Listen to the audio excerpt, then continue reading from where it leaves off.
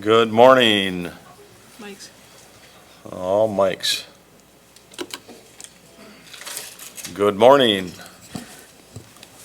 How's everybody doing today? It seems like it's been a month. I hope everybody had a great 4th of July week. We'll call the meeting to order. Do we have any public comment?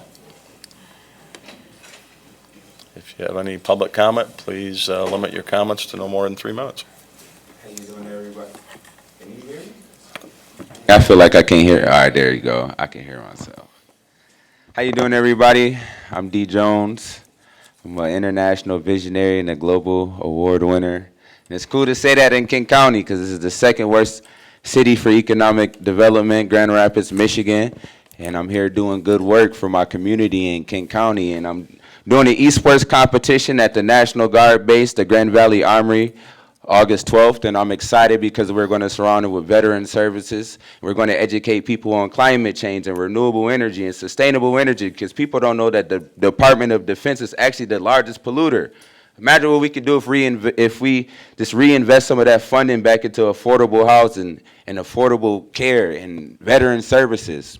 We could do a lot of cool things for the United States as a whole if we just poured funding back into our communities. And so esports is bigger than just somebody picking up a controller, but we actually can utilize this to educate our community on vital and critical things that I know that you guys all care about. Regardless if you're a Democrat or a Republican or an independent or a Green Tea Party, I don't care about your party. But I know that you guys care about this and know somebody that served and know people that don't get the care, whether they're veterans. I know a lot of veterans, old white guys that can't tell you that they were a colonel and proud of their service, but they don't get all of the services that they need.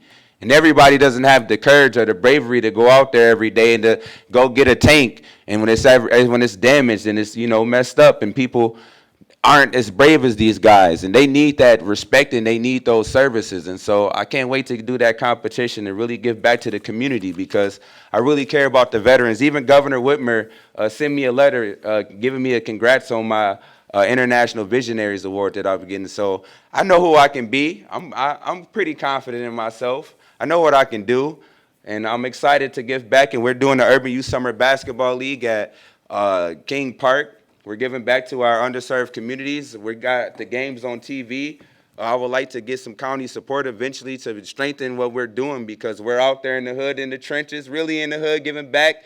And we got it on TV, and I'm asking the parents to be cordial and not curse and not be so ratchet and be ghetto. It's cool, and I like to do that, and I like to party. Best believe I like to turn up, and I like to sweat my shirts out, and I'm extremely passionate. But some people just believe that black people can't do things in a proper fashion. And so I can't wait to continuously do the work that I'm doing, giving back to my community, giving back to the hood. I'm even the reason why GRPS actually has 3 esports teams now, and they're going to continuously build that. So now I'm the person who brought esports, and I can say that I'm actually making critical changes without political power, and I can't wait to see what I do in the future. Thank you. I appreciate it. All right. Is there anyone else for public comment? Seeing no one, we'll close that portion of our hearing. I think I can say for a travel sport parent, I think it's all parents that are a pain in the butt to coaches and to umpires and referees. So I think we've seen it firsthand. All right, approval of minutes. Do we have a motion and support? Motion by Teal, supported by Diaz.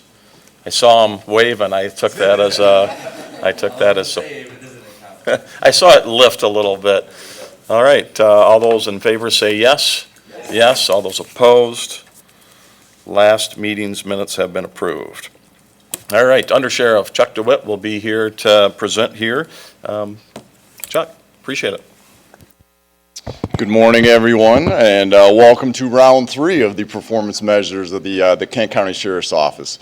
This is the first time that we've taken this route, and it was expressed that there just wasn't enough time to really get an in-depth understanding of the Sheriff's Office, so we kind of broke it up.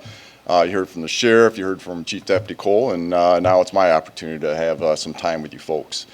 So today's focus is on support services. If you were not aware, the Sheriff's Office is pretty much broken up into 4 divisions. We have our law enforcement, corrections, support services, and facilities. And in this presentation, we're going to hit on support services and a little bit on facilities.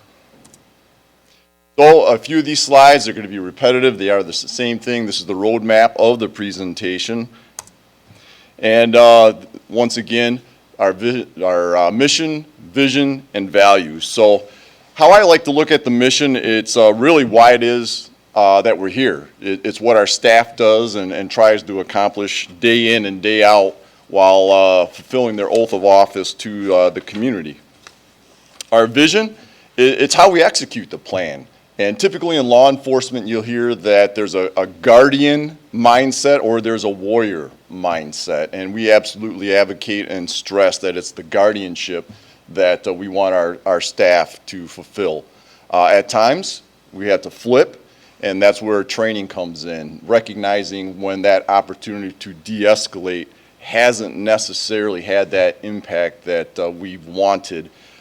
Often we are forced based on the other person's reactions for us to react. And then our values, this is where we stand. This is what and how we perform the job.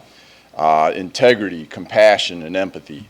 That's the foundation for which our staff go, respond, and really relate to our community to try to meet their needs.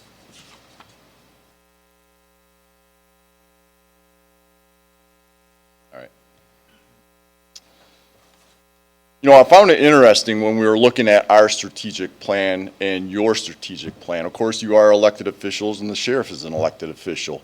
And through your process, we reached out to the community and we asked what it is that they were looking for the sheriff's office. We looked internally to ask our staff what it is that we are trying to accomplish.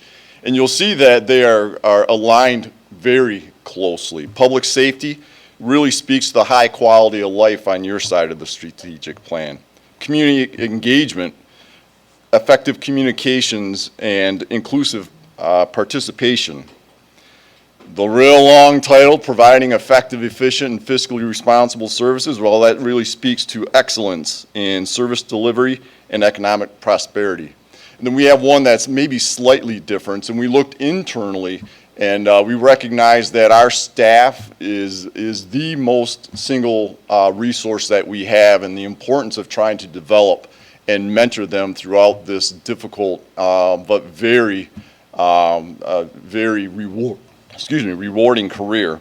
And of course, our infrastructure has to be maintained. So, community engagement goals. Enhancing community engagement and ensuring accessibility to all services. What really struck me when I was looking at this goal is the Sheriff's Office, we participated in the Welcome Plan.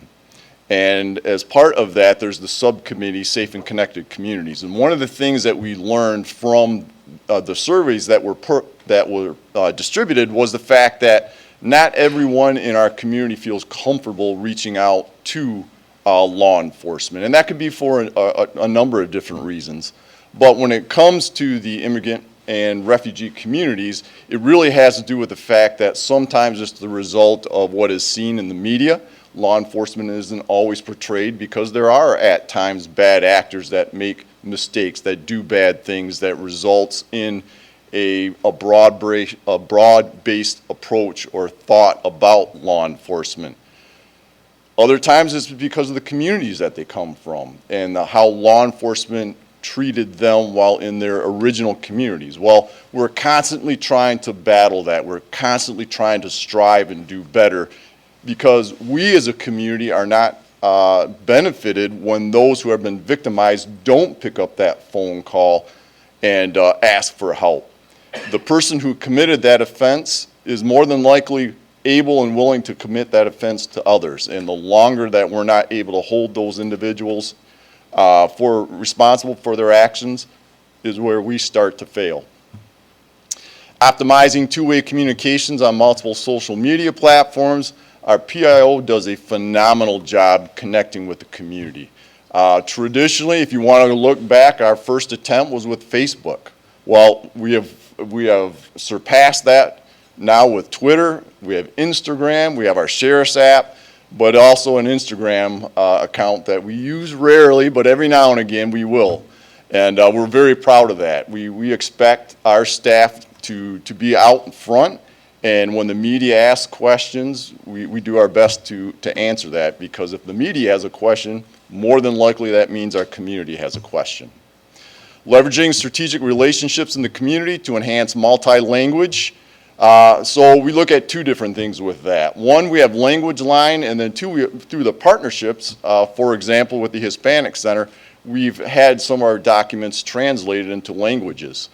What's unique with Language Line is this. So imagine Kent County and all the different nationalities that are represented within our community. Not everyone speaks fluent English. And so our staff, when called, they have to be able to communicate. So what happens is they'll get a hold of our dispatch center. Our dispatch center will make a phone call to the Language Line, and that communication is then established for us to be able to successfully resolve that situation.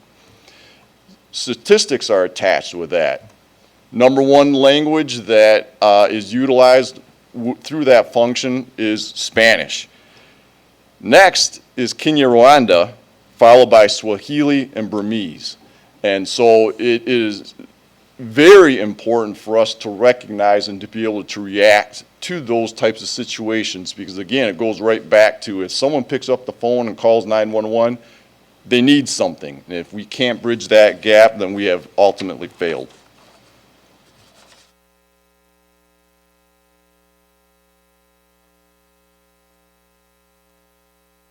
All right.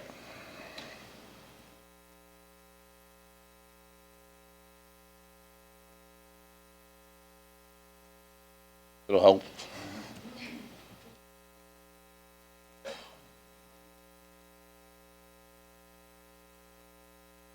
There we go. Perfect, thank you. All right, so one of our objectives, so our community policing, we expect all of our officers to have a community policing approach. In other words, building trust, building relationships, establishing that rapport, so if you're calling once, you'll call again if in fact you need that service.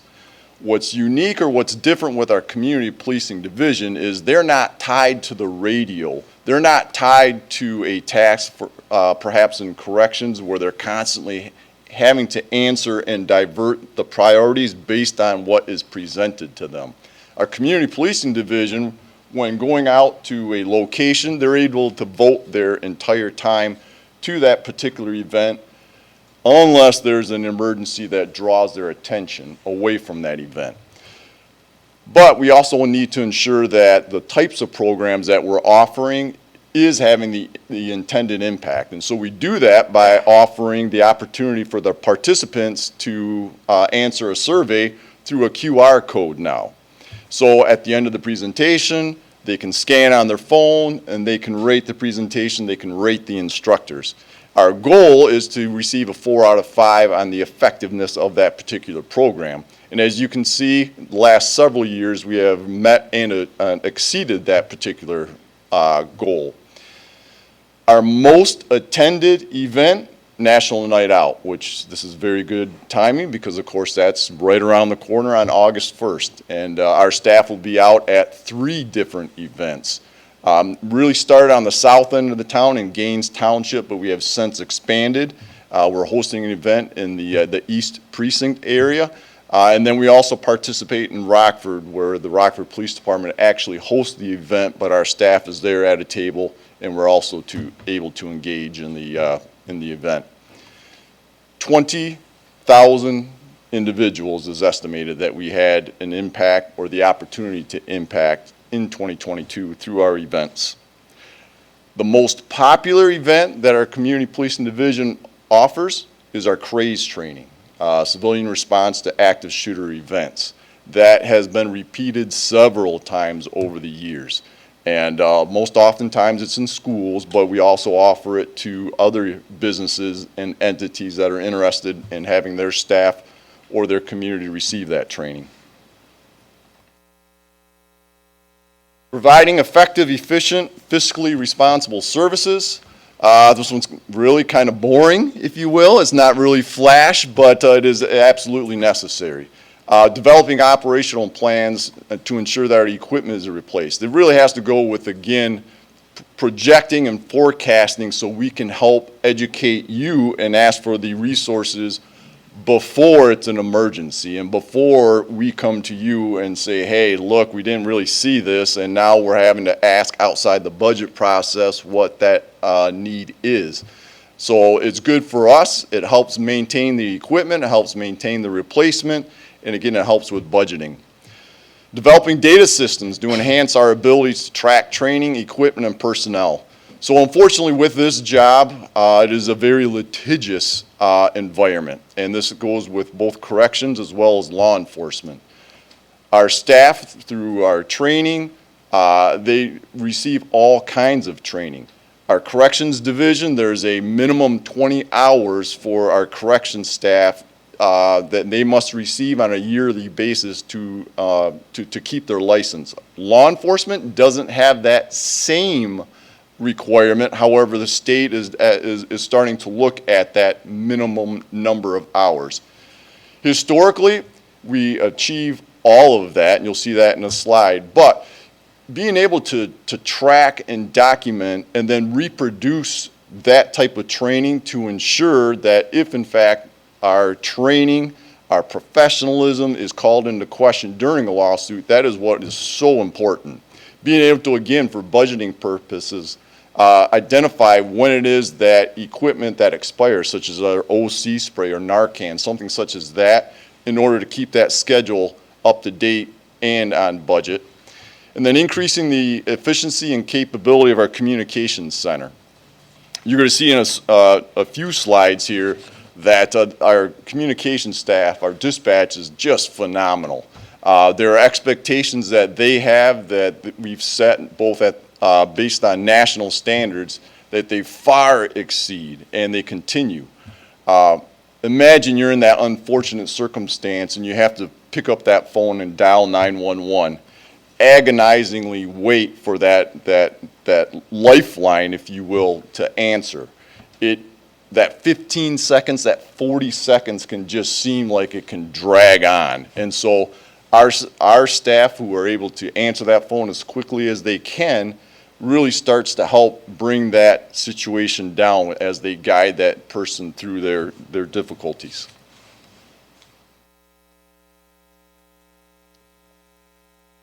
So we want to be able to train our staff.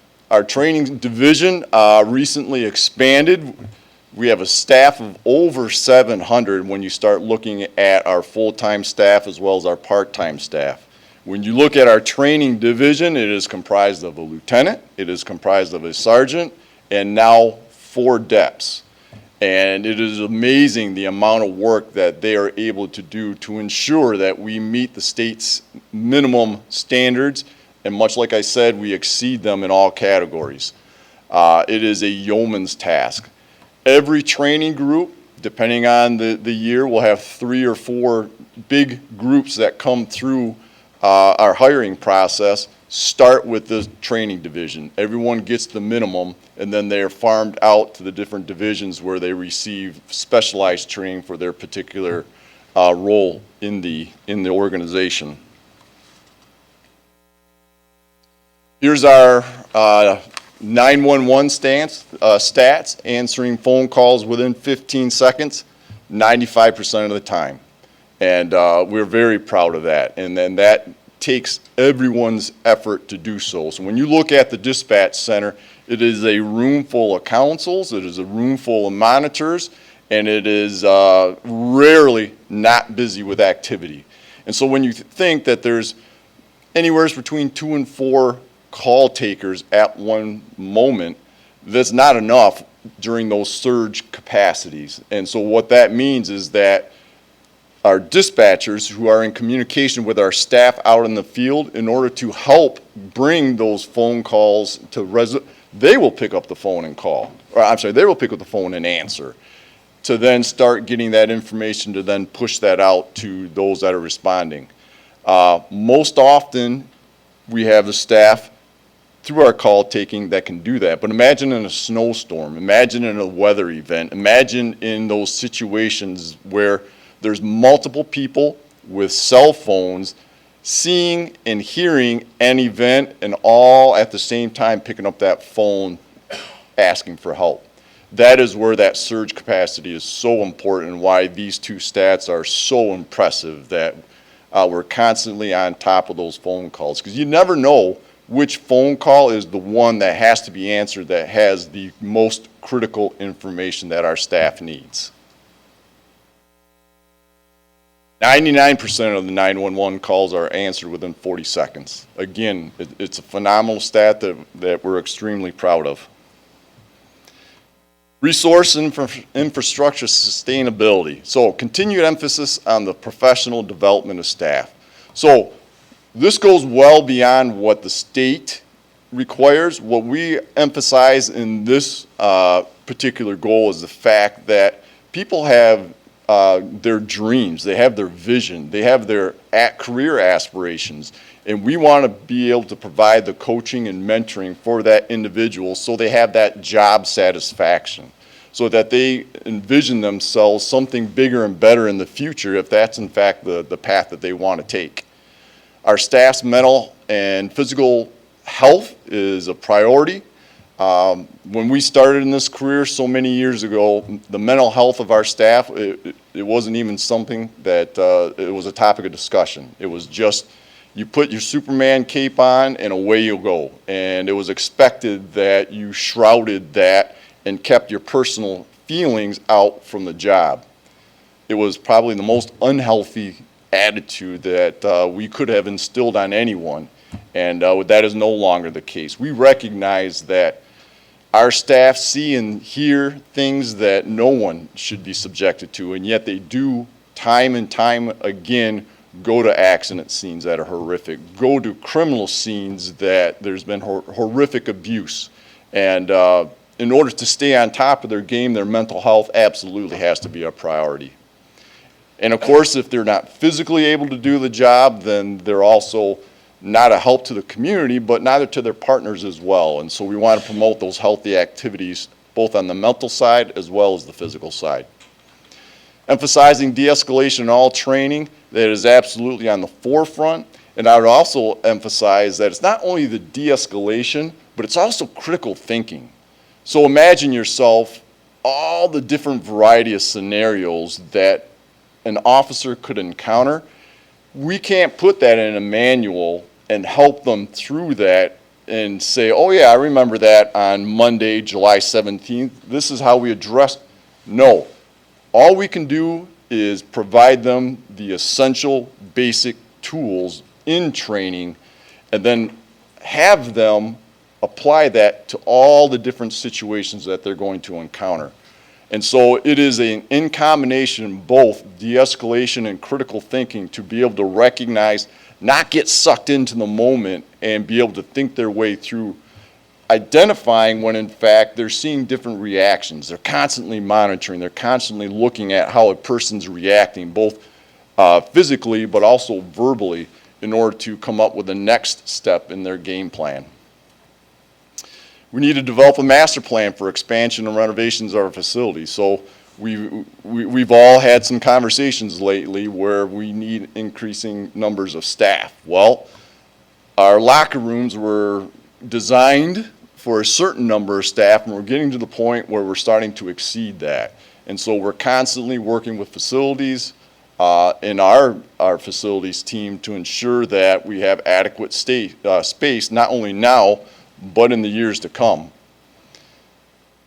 And we had the riots that really brought this last bullet point home, if you will, recognizing that sometimes what took place downtown could in fact come out to our campus. And so we want to be sure that our facilities where our staff work, where the community comes to, is in fact safe and secure.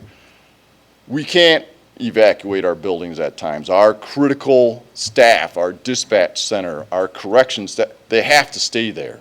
And so for us to be able to maintain their security while they're working when sometimes mass chaos is going around them is vitally important, because their focus needs to be on what they're currently doing at that moment in time. Significant accomplishments. So body cameras, best decision that the sheriff's office has made. the sheriff was absolutely instrumental in bringing them to the forefront. However, for lack of better terms, it comes with luggage, and that is what we have seen, and that luggage is the increase in the number of FOIA requests as a result of the body cameras. Phenomenal for transparency, phenomenal for our staff, because it really does help paint the picture of what it is that they did in that particular event.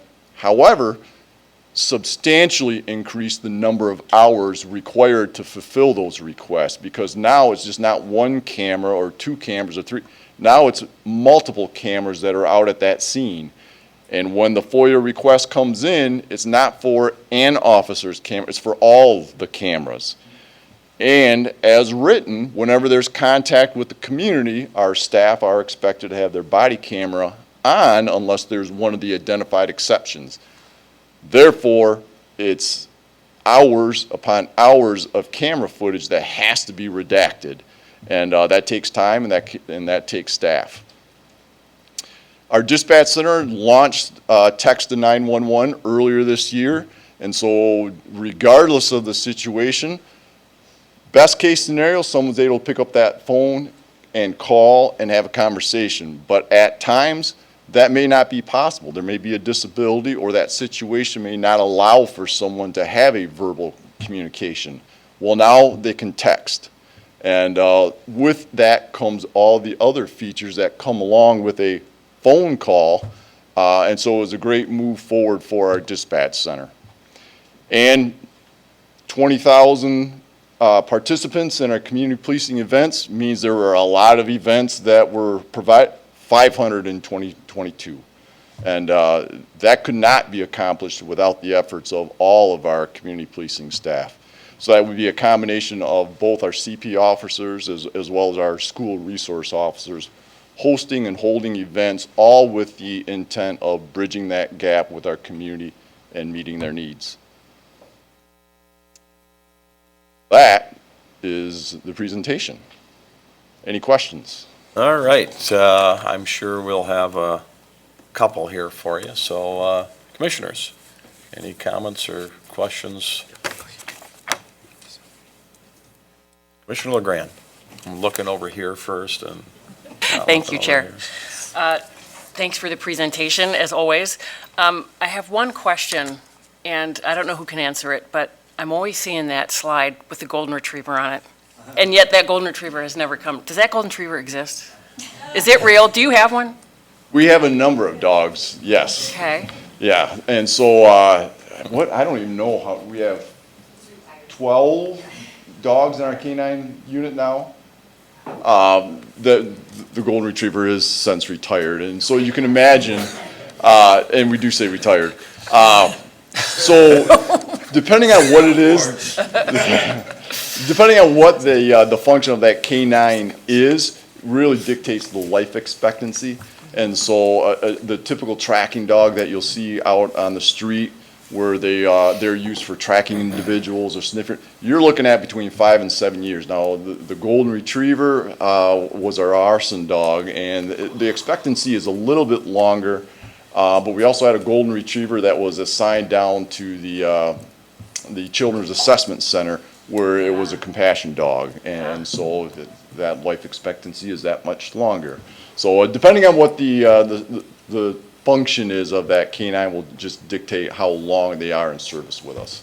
Well, to get onto the social media, you got to get those dogs on social media. It's going to do wonders.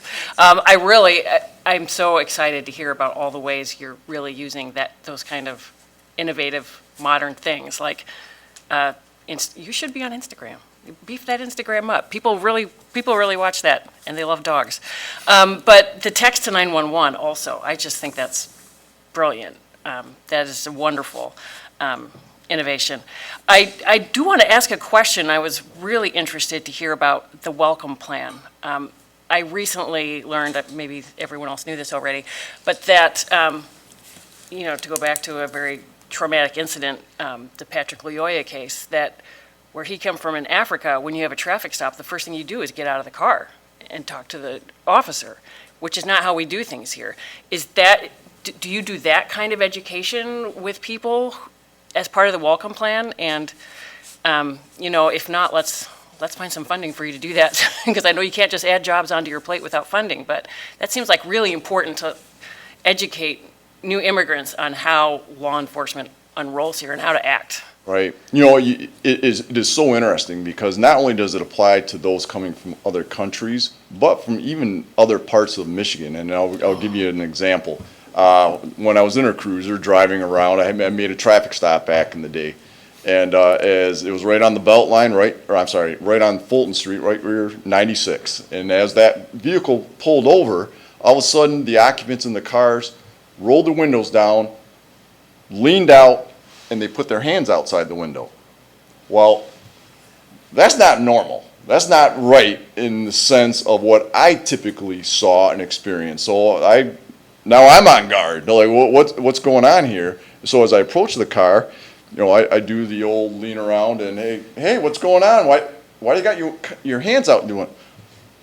Well, we're from Detroit, and in Detroit, when we get pulled over, that's what they want and that's what they do. And so to your point, that is absolutely critical because other people, other law enforcement expect their community to act one way or another. And so we are actually working on that. So during our Safe and Connected Community discussion, one of the things that was brought out was the fact that not everyone coming from different communities, different countries, know how it is that law enforcement want them to act.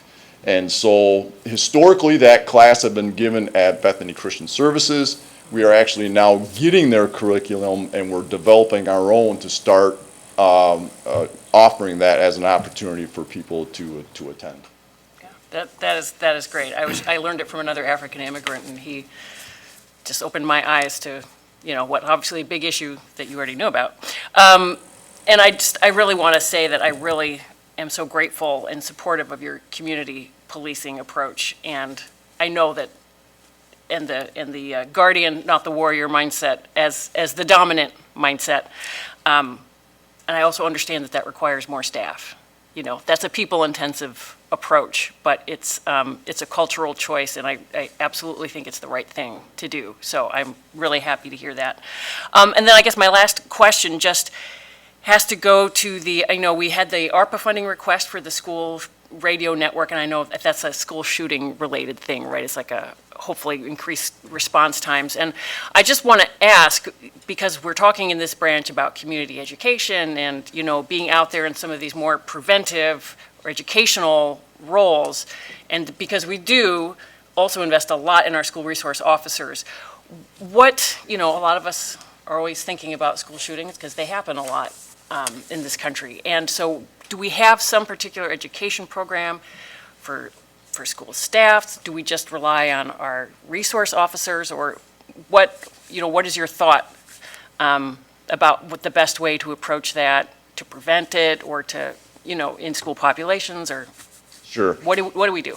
Sure. So our school resource officers, they assist in developing the school safety plans that the schools are required to maintain and submit to the state on a yearly basis. And so they are really instrumental and are part of that team when it comes to not only safety but also administrative things as they go about their day. They bring that kind of the safety security component side of things when, for example, designing a building, when in fact operationalizing plans if in fact that worst case scenario were to happen. And yeah, our school radio project, it is really speaks to that 911 slide, that call slide, and circumvents that guessing game, if you will, of, well, what is the right phone call that I should be answering? Because that radio will be that first line of communication where it is in that building to be able to establish the most important information for our staff to be able to respond. So yes, we'll get a leg up. Yes, it'll be a direct line of communication, but then that communication from that source is going to be reliable. It's going to be accurate, and we can get our staff that information quicker because they're going to be hearing it firsthand. And do you do more than, I mean, not just responding to an emergency in the moment, but in terms of prevention or identifying what are, I mean, I don't know, identifying the bad actors before they act, that sounds crazy. But in terms of like kids who might be at risk for this kind of behavior, or do school officers get involved with guidance counselors or anything on that sort of? Sure, so they absolutely Subject. will sit in on meetings and just listen for those red flags that may be present. The types of training, and I would go back to CRAZE and educating the student population that, look, the best thing that you can do on run. Get away from that scene, get away from that subject that may be trying to harm you. Run, your next step, hide. If you are not seen, you're not a target. But then last, which was always a component that was left out at the initial onset, because this training is no different than any other. Unfortunately, through experience, you learn what better to do the next time, and that is the last thing, fight. Don't sit back and be a target that you are in fact just sitting there, fight back. Run, hide, fight, and that is what we do. We emphasize see something, say something. It's in the schools. Call Silent Observer, call. We will notify our staff and we immediately start an investigation. Our school resource officers are instrumental. If they are unable to go out and start investigating, they ensure that our roll patrol staff, that our detective bureau is contacted, and we try to bring that situation under control as quickly as we can, because we know and recognize that impact has 100-fold, 1,000-fold, depending on what that school is. And the quicker that we're able to bring that down, the better off we're all going to be because of social media and what takes place when a rumor starts to hit the airways. Great, thank you. Thank you, Chair.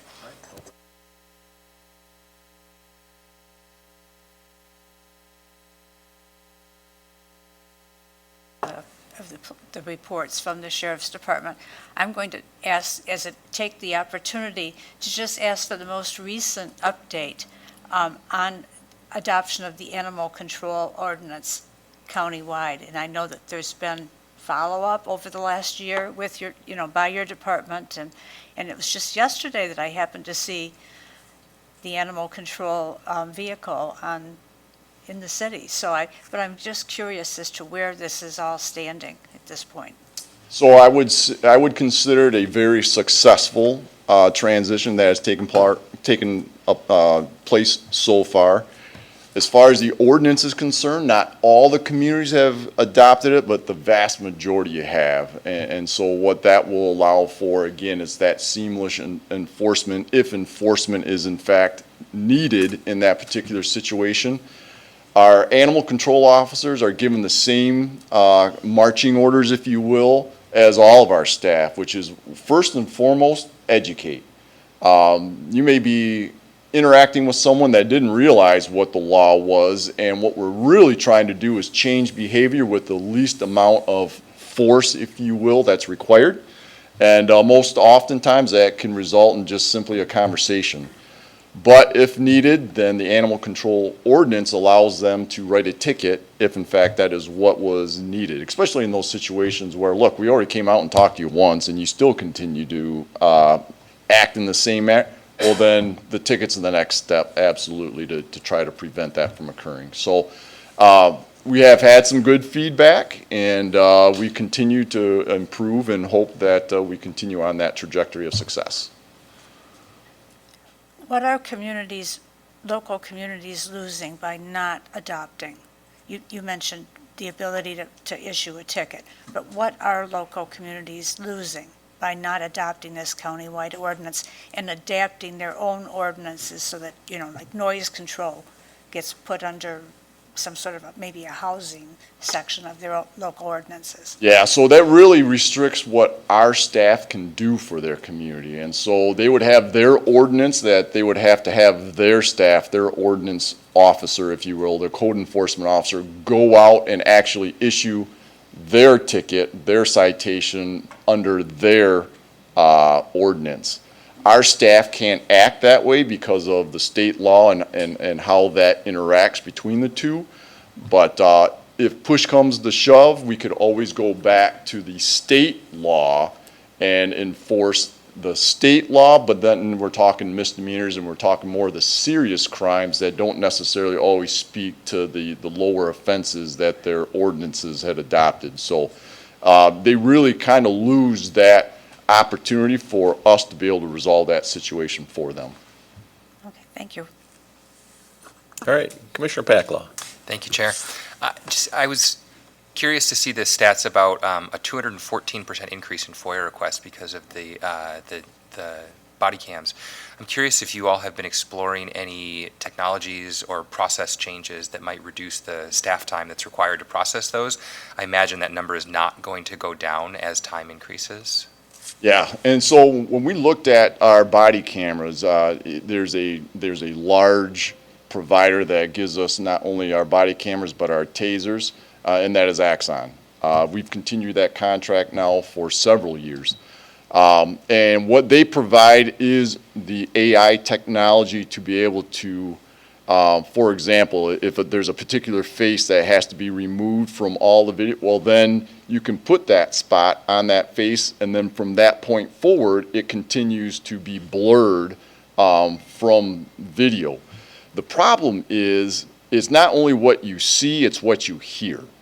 And so there is no technology right now that identifies keywords, phrases that, for example, through CJIS or the Criminal Justice Information Standards, that the security protocols, that doesn't allow, for example, the release of criminal history. And so the only way to identify that and ensure that that type of information is not released is for our staff to sit and listen. And so, yes, as part of our package, we did purchase that AI component, which absolutely helps with redacting that information, but unfortunately, it's not a cure-all for everything. All right, any other commissioners? Undersheriff, I'd just like to again thank you and your staff for everything you do. I think the community policing is super important to our neighborhoods, to building relationships. I'm curious, when it comes to community policing and you have deputies that are requesting certain spots, are they typically requesting areas that they live in that's important to them, or the kids go to school? What do you find in that in general? Yeah, there's absolutely interest, and quite honestly, the schools, the communities like that as well, because at times they know who that officer is because they grew up in that neighborhood, because they had students that attended that school. We actually have an officer in our school resource officer program that he's eligible for retirement, and he and I have had several conversations over the last several months that I think I'm going to retire, I think I'm going to hang it up, except for his son, who was at the school, went up to him and said, "Hey, Dad, I'd really like you to still be in the school when I'm in school." And that was enough right there to keep him on board. And so it's those relationships that absolutely draw them to that particular assignment, which also attaches them to the school or the community that they serve. That's great. You know, that extra connection that maybe somebody that hasn't had that experience with an officer, that now they're friends with that friend's dad. I mean, it's a big deal. And the citizen academies that Wyoming had when I was there, that same general theme that a lot of the immigrants that come, it's an untrusting law enforcement that they came from. So, you know, again, that same theme that we got to build that trust that they didn't have in other areas. I found it very interesting on on the language, the second and third language that's surprising. But to have that tool in your toolbox to be able to get that communication is excellent, and again, we do appreciate that. So, again, great presentation. Thank you so much.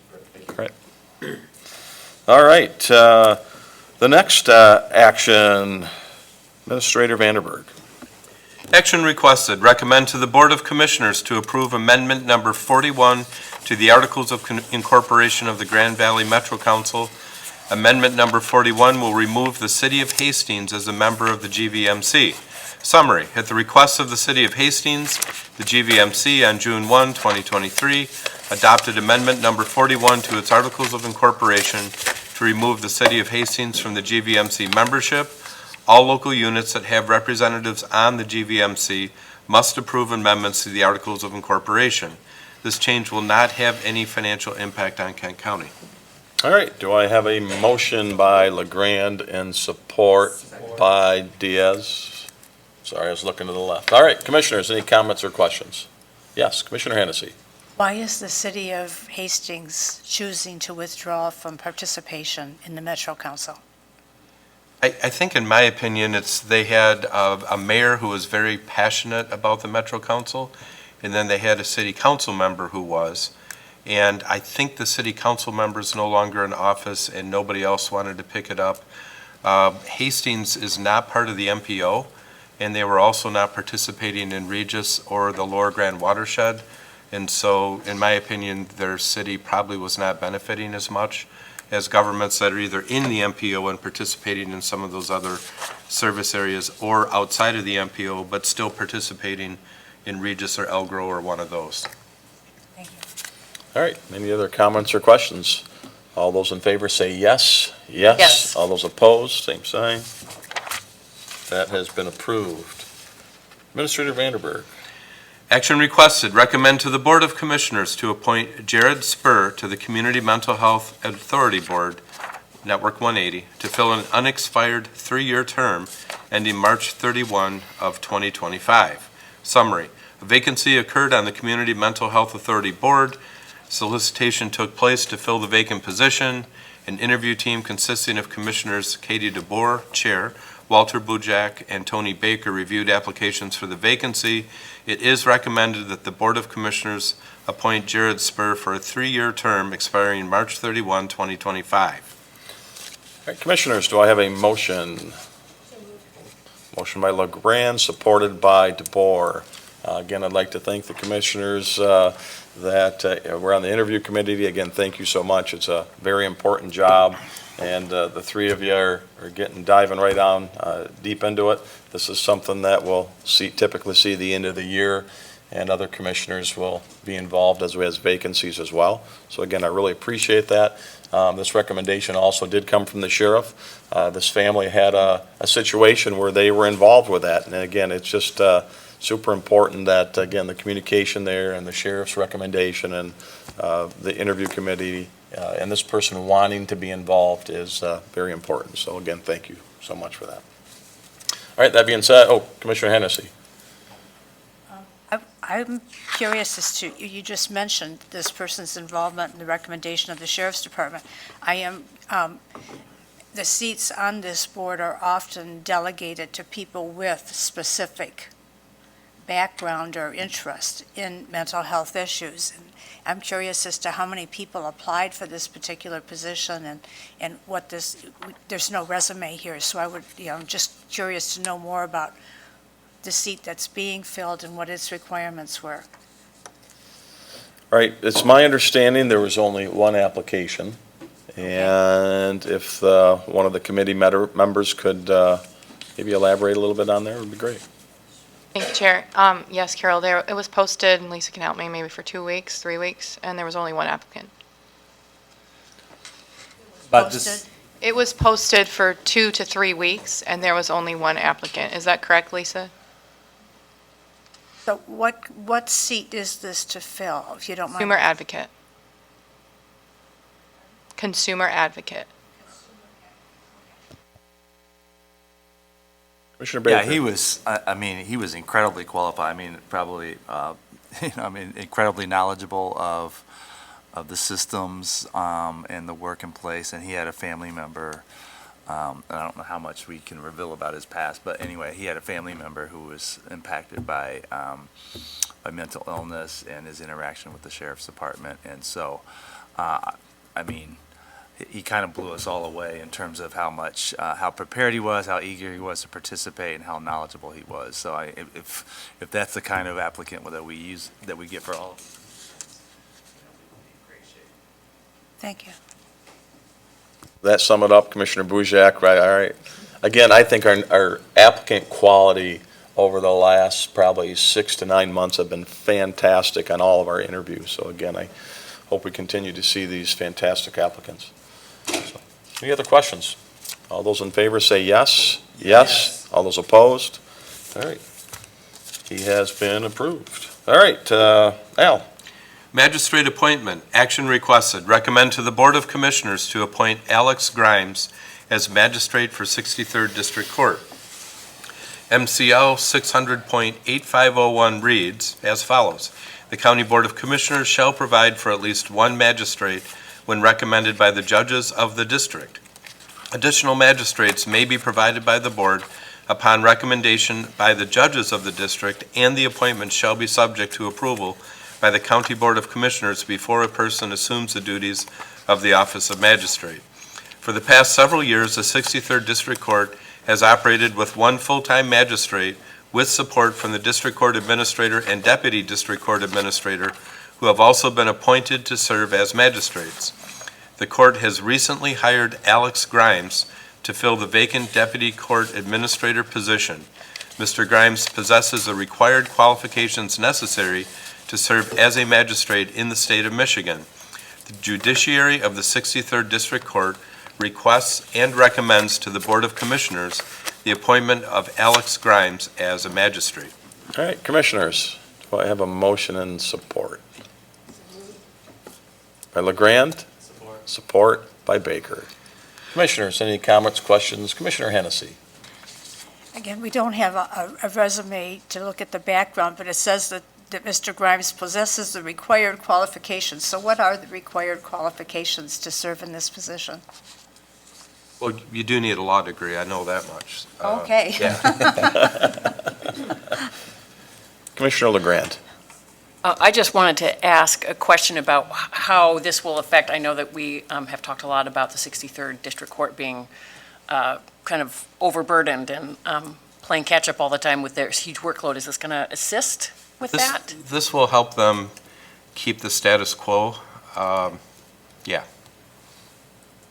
I mean, the Matthew Mapes, who did not have a law degree, had this position as the deputy district court administrator, and he's now with IT, and so this allows him to remain level. Oh, I see. Okay. So this is filling a job where someone transferred out? Yes. So typically, the district court administrators, many times the judges do prefer somebody with a law degree, but not always, so I do correct myself on that. But basically, they've had 3 individuals that have had the ability to act as magistrate. And so this allows them to get back to 3 after the transfer of 1 to IT. Matthew Mapes is now a business analyst in the IT department. Great, thank you.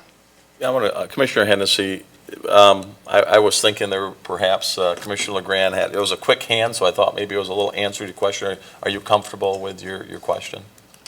I'm comfortable.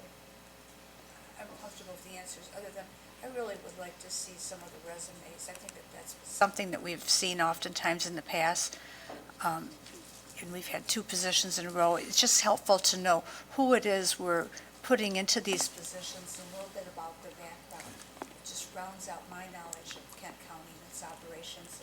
And certainly with the committee appointments, we could usually get the whole packet and the whole, see everything. So your And administrator so I'm just writing sort that of like down. feeling like this is a bit of information that I would like to have. Good. I see your administrator writing that down, so. Good. Again, I Thanks. appreciate it. Again, I didn't mean to cut you short, so I do apologize. We'll do for that. That's fine, thank All you. right. Any other commissioners?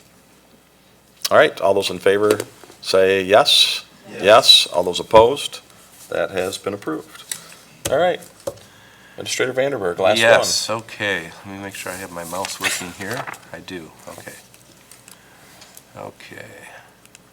Okay, fiscal year 2024 additional positions. This is the part of the budget process where position recommendations are taken to the LHR. If the LHR approves, then it moves on with the rest of the budget.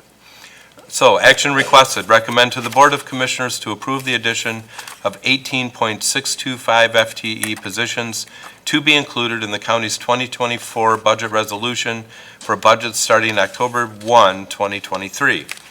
Summary, the 2024 position requests were reviewed and a recommendation was prepared by a staff committee including representation from administration, human resources, and fiscal services. The proposal includes 18.625 FTE positions at an anticipated cost of $1,908,820. I'm guessing you probably don't want me to read the list, but I could if you want me to. Let's see. And I'm trying to, unfortunately, I'm having trouble with seeing the rest of the action request. Oh, there we go. Can I borrow your computer and read the rest of it? Thank you. All right. And there is a note that for the additions to the Sheriff's Department, there are 5 additional vehicles that are required at a cost of $257,765, which will be absorbed in the Sheriff's General Fund budget. With the concurrence of the Legislative and Human Resources Committee, funding for these positions will be included in the 2024 budget resolution scheduled for board approval on August 24, 2023. If funding is eliminated or decreased, the positions will be eliminated unless continuation funding is approved pursuant to the fiscal policy on grants, contracts, and donations for those positions grant funded. All right, do we have a motion and support? Motion by Diaz, support by Bujak. Commissioners, comments, questions? Commissioner Bujak. Thank you, Chair. I had a question about the 5 additional vehicles for the Sheriff's Department. I'm fully in support of that, and I want to know, are these replacement vehicles? Are we adding 5 vehicles to the fleet so that we have more patrols on the streets? Sheriff. Good morning, everybody. So specifically, some of the vehicles will be next to, they're not quite the primary fleet vehicle, and that would be vehicles that would be used for like an SRO. So typically, you would take it you would go 2/3 through the life of the vehicle, and then the last third of the life of that vehicle would be used in a less intense assignment to be replaced by something that is newer, so that we use the primary vehicles in primary patrol. So of these 5 vehicles, 2 of the vehicles will be for primary patrol through new contracts in Cortland and Algoma. The balance will be school resource officers, and those will be replaced older vehicles. Okay.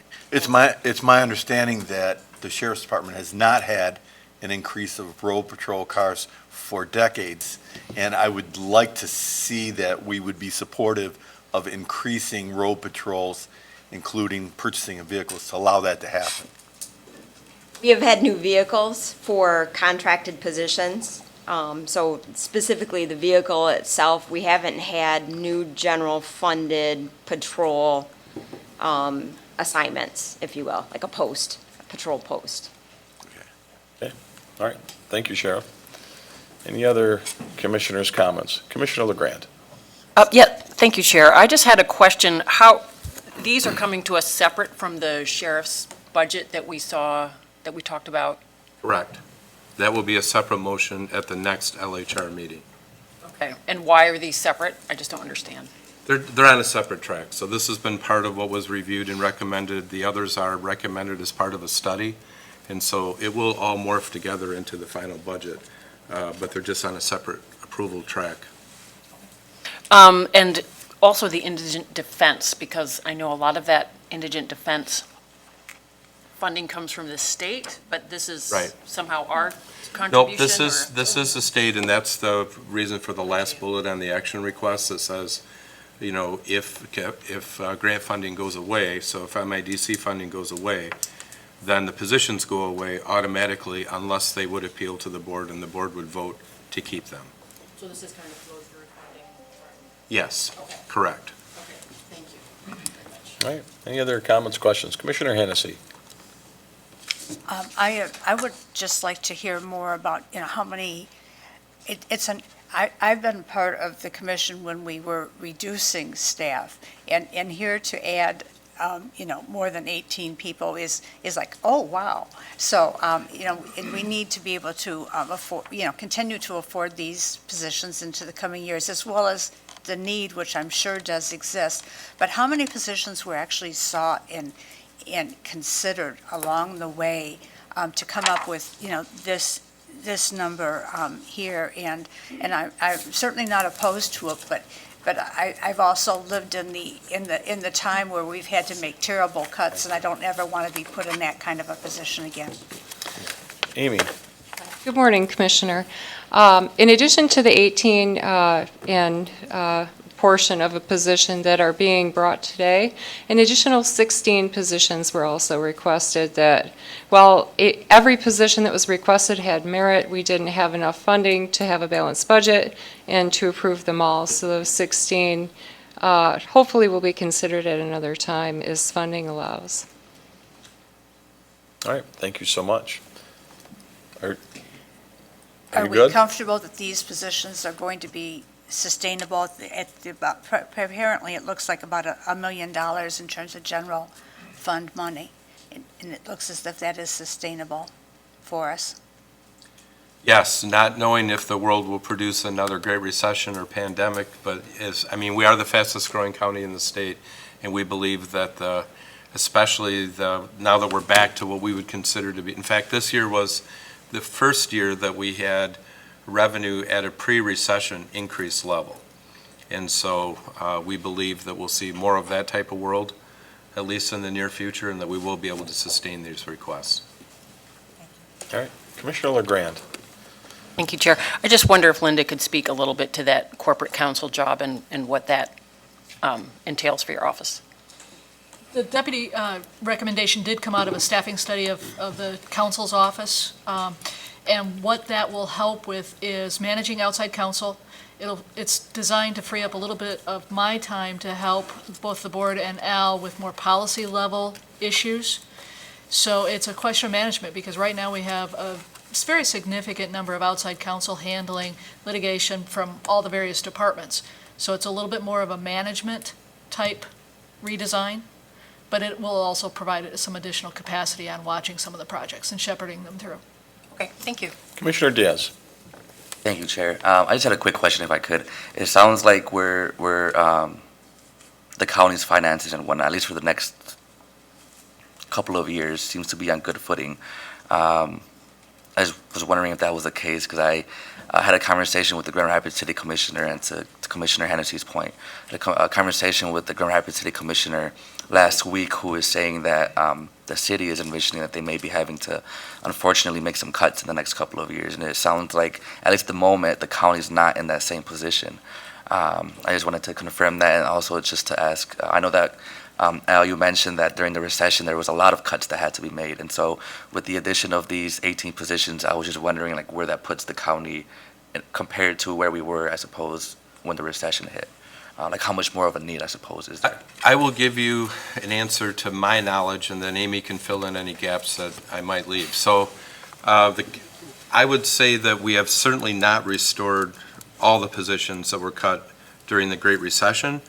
But on the other hand, I think it's been proven that we no longer need all the positions. Some have been able to be replaced by technology. Others, maybe different operational or just realities in service delivery, have created a situation where they don't need to be replaced. However, you'll recall that in last year's budget, you added 2 in HR. HR went down by 7 positions when the Great Recession hit. And then 2 were replaced by technology, leaving a net loss of 5. And then all of a sudden, we're in the Great Resignation, and the most challenging time in our history to recruit and retain. And so we added 2 back. So I think what we're trying to do is not say, gosh, we have to add everything back that we had, but to be smart about it and to figure out where the greatest need is every year when we do budgets and when we hear personnel requests. And then the other factor, I think, is that we're the fastest growing county in the state in terms of bodies and population. Obviously, Ottawa is by percentage, but we are by actual bodies. And that does create additional service demands as well. So we're really trying to balance all that when we bring you recommendations as far as staffing goes. The county has a different mix of revenue than the city, and just different realities as far as we have 25 different areas. Cities typically are a city, the city, that organizational structure. we have a variety of organizational structures under the tent that we call Kent County. And so I think that we don't face the same kind of reality that Grand Rapids does. And so I guess at this point, you know, the economists that I've heard, I think 3 different ones now, national economists at the Econ Club, you know, have said very clearly that, well, do economists say anything clearly? I'm not sure that's true. But they said that they anticipate there could be a shallow recession in the U.S. starting in right around November. But every single one of them said that they believe Grand Rapids, or Kent County, I should say, West Michigan will be largely immune from some of the negative impacts of that because of our tremendous growth and because we continue to lead in things like creation of manufacturing jobs, our technology sector is growing. We have, you know, obviously housing, they're predicting we'll be in a housing crisis for the next 10 years. People keep wanting to be here. You know, we have 51% of our population younger than 35, we're 28% diverse. We have all those ingredients of a place that's going to keep growing. So I guess we're not anticipating the same pressures again, unless as previously noted, some historic occurrence should happen that Grand Rapids is facing at this time. Thank you. All right, any other commissioners? I'll just add to what Al said. I know real estate in the state has still seen a 2+% increase, whereas that is bucking a national trend that has seen that number go down. So kind of goes with what you've been hearing from these economists as well. All right, all those in favor, please say yes. Yes. All those opposed? That has been approved. Commissioner miscellaneous. Any commissioner miscellaneous? All right, seeing none, meeting is adjourned.